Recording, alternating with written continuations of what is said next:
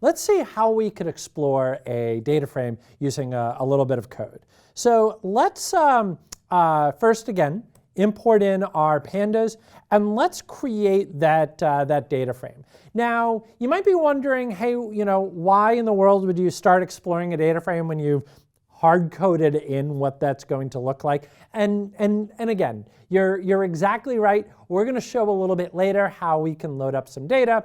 We just want a simple data frame that we could start to show off some of these skills, so that way when it comes time to load up some data, that we know better of what's going on and how to start exploring all of that. So there we go. I'm just going to create my data frame. There it all is. And now let's explore it.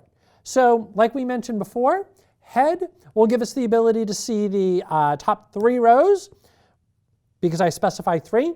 If I specify 2, for example, as you might expect, that's going to give us back just simply those 2 items. 5, I think you start to see where all of this is going. It will just give you back that number of rows. If you want to start from the bottom, then you could simply use tail, and that will just count up from the bottom. So if we take a look, you'll notice that there's our the bottom of that, so Narita, Pearson, and Shanghai. And if we take a look over here, we can see back in our original data frame, that's exactly what we've got there. And if I just want to see what's the shape, what does it look like, 7, 3. Again, remember that the 3 is giving us the number of data columns, so it's not counting the index. And then finally, I can see the full info of that. So I can see the columns, I can see the names, I can see how many items in there are not null, etc.